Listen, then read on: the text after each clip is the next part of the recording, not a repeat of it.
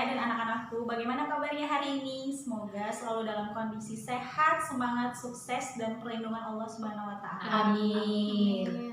Hari ini kita akan belajar tematik 3C, subtema 3. Baik teman-teman, sebelum kita memulai pembelajaran hari ini, kita membaca basmalah. Bismillahirrahmanirrahim. Simak videonya ya teman-teman ya. Baik teman-teman, di sini Bu Mida akan membahas tentang benda-benda di sekitar kita ya, KD 3.1. Nah, kemarin kita sudah mempelajari benda-benda apa saja yang ada di sekitar kita. Sekarang kita akan membahas wujud benda dan perubahan wujud benda. Ya. Nah, kalian bisa buka buku tematik 3C halaman 89. Ayo membaca. Di sini Bu Mida akan membacakan percakapan dulu ya. Percakapan Ibu dan Danu. Ibu, Danu, cobalah kamu ambil es batu di lemari es. Kemudian taruh di atas piring dan biarkan selama beberapa saat. Setelah beberapa menit, es batu itu mencair. Danu, wah, es batu ini menjadi cair, Bu. Ibu, iya, es batu yang awalnya padat dan beku semakin lama semakin kecil dan berubah menjadi air. Tahukah kamu disebut apa proses tersebut? Danu, mencair, Bu. Artinya berubah menjadi air kan, Bu? Ibu, iya benar. Pada proses mencair terjadi perubahan wujud benda dari padat mencair menjadi benda cair. Nah, itu adalah percakapan Ibu dan Danu. Ya, di situ Ibu dan Danu mencoba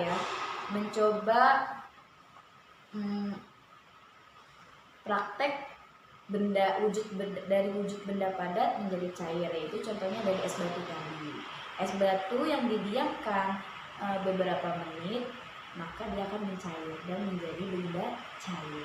Wujud benda dari cair menjadi beku ya, dari cair menjadi benda padat.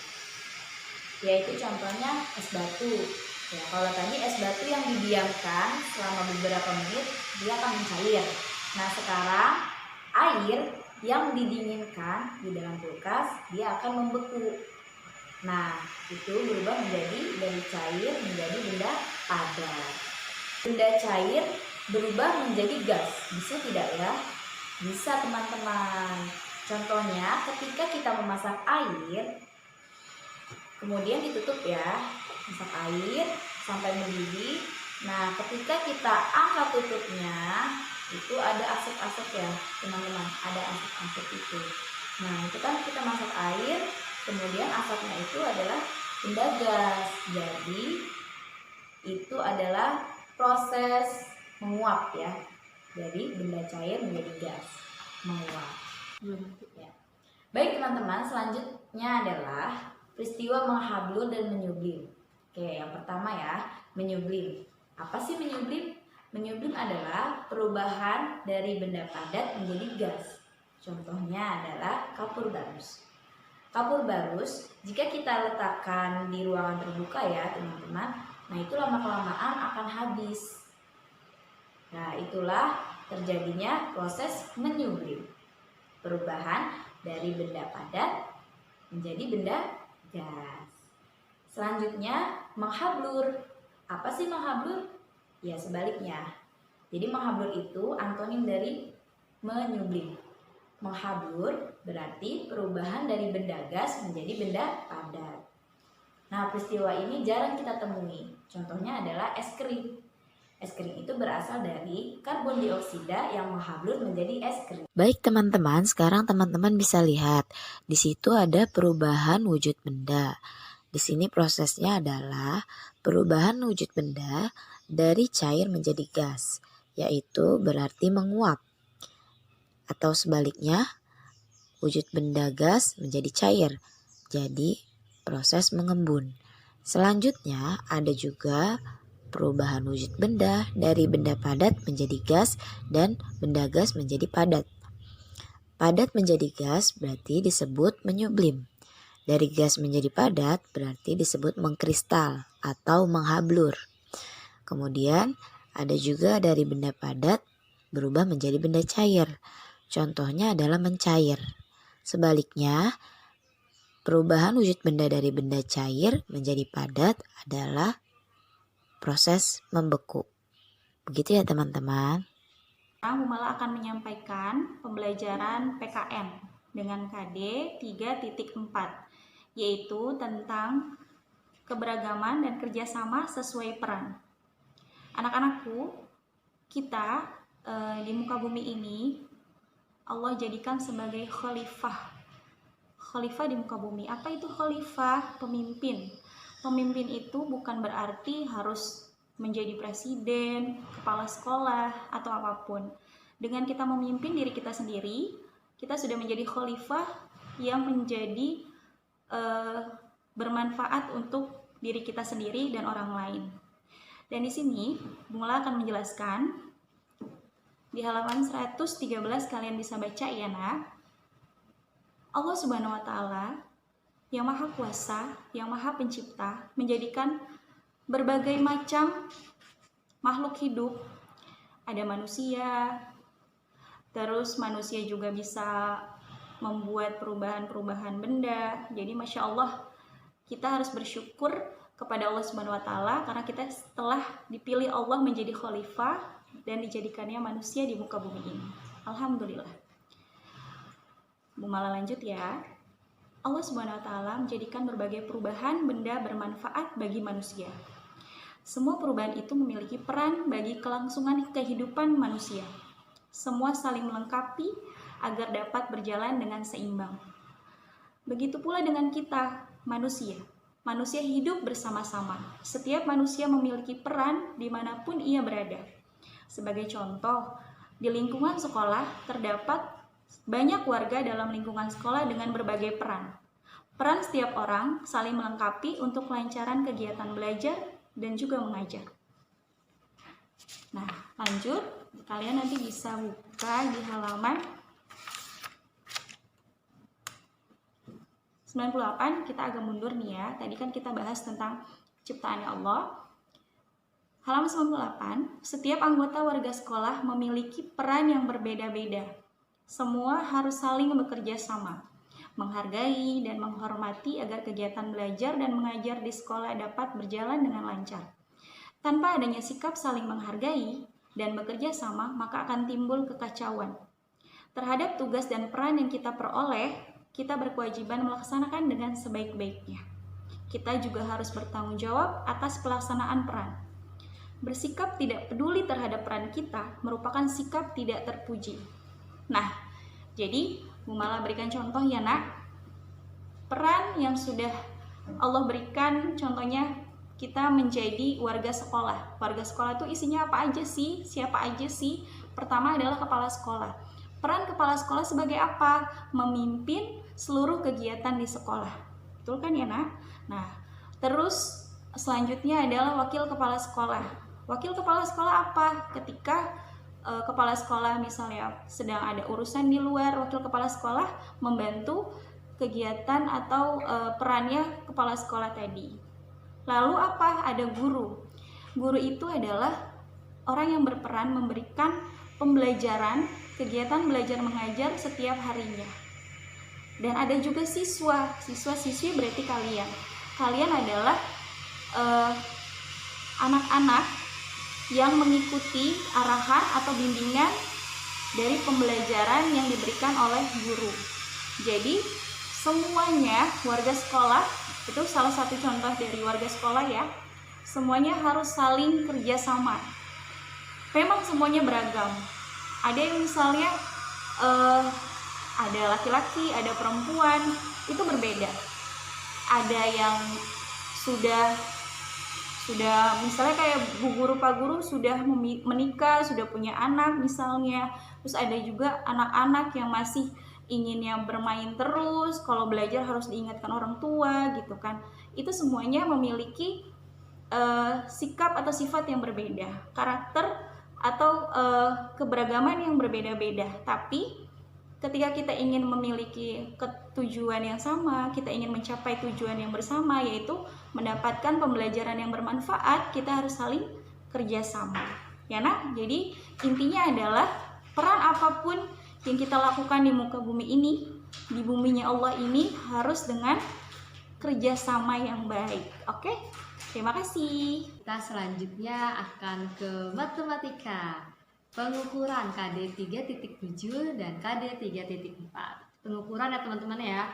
Mengubah massa benda sesuai dengan kesetaraan ukuran dan menimbang berat badan. Membaca teks kesetaraan ukuran antara satuan kilogram dan gram. Oke, sebelum itu kita akan mengetahui jenis-jenis timbangan.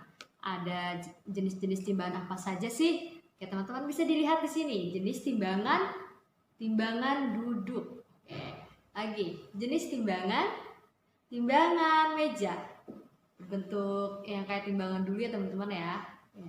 Oke, lanjut. Pasti teman-teman tahu dong ini timbangan apa? Mengukur berat badan. Oke, jenis timbangan badan. Satu lagi teman-teman, timbangan apa nih? Oke, ini ada timbangan lengan atau neraca. Oke, itu macam-macam jenis-jenis timbangan ya teman-teman. Teman-teman bisa membuka bukunya halaman 77 ya. Ayo berlatih. Nah, kita akan belajar satuan massa dari kg. Apa itu teman-teman kg? Kg adalah kilogram. Kg adalah kilogram. Dan G adalah gram. Satuan massa ya teman-teman ya. Di halaman 77 yang ayo berlatih, tulislah angka yang tertera pada gambar-gambar timbangan yang ada di buku teman-teman. Teman-teman pastikan sedang buka bukunya halaman 77 ya. Nah, di gambar yang pertama ada satu semangka utuh. Nah, satu semangka utuh, tanda panahnya ada di angka berapa ya teman-teman ya? Di semangka utuh, tanda panahnya di angka berapa? Di angka 5. Berarti menunjukkan semangka tersebut 5 kg atau 5 kg. Teman-teman isi ya. 5 kg. Oke, next selanjutnya. Di gambar yang kedua ada semangka yang sudah terbelah atau terpotong ya teman-teman ya. Jarum panahnya menunjukkan angka berapa? 1 kg atau 1 kg. Teman-teman tulis 1 kg. Yang ketiga ada gambar mangga. Oke, manggahnya jarum panahnya di angka berapa teman-teman? Di angka 3. Teman-teman bisa isi berapa jadinya? 3 kg. Selanjutnya ada daging. Yang keempat ada daging. Jarum panahnya menunjukkan ke angka berapa ya teman-teman ya? Ke angka 2. Berarti dagingnya 2 kg. Selanjutnya yang terakhir ada gambar telur. Jarum panahnya menunjukkan ke angka berapa ya? Hebat, angka 4. Berarti 4 kg. Ya, diisi teman-teman ya, 4 kg. Baik teman-teman, sekarang teman-teman bisa membuka bukunya halaman 106 yang ayo berarti. Di paragraf ketiga, seorang ibu mengantarkan pakaian untuk dicuci di penatu. Pakaian-pakaian itu ditimbang dengan timbangan meja. Hasil penimbangan diperoleh angka 3 kg 300 gram. Berapa gram massa pakaian yang ditimbang? Oke, teman-teman bisa lihat kotak birunya ya. 1 kg sama dengan 1000 gram. Jadi ingat nih, 1 kg sama dengan 1000 gram. Kalau soalnya 3 kg 300 gram, jadi 3000 gram ditambah 300 gram sama dengan 3300 gram. Oke, selanjutnya. Setelah dicuci dan disetrika, pakaian ditimbang kembali. Dari hasil penimbangan diperoleh massa 2950 gram. Berapa kilogram atau berapa kg massa pakaian yang ditimbang? Ini kita rubah ya teman-teman ya. Dari gram ke kg atau kilogram. 2950 gram. Sama dengan 2000 gram ditambah 950 gram. Sama dengan 2 kg 950 gram. Oke, teman-teman bisa berlanjut ke halaman 107 ya. Yang ayo berlatih. Yang A, teman-teman. A, tentukan massa paket pada gambar berikut dalam satuan gram. Satuan gram lambangnya huruf G aja, teman-teman ya. Kalau 2 kg, yang pertama 2 kg. Berarti kalau dirubah ke gram berapa? 2 kg dirubah ke gram sama dengan 2000 gram. Teman-teman tulis ya, 2000 gram. Oke, kita geser ke gambar selanjutnya.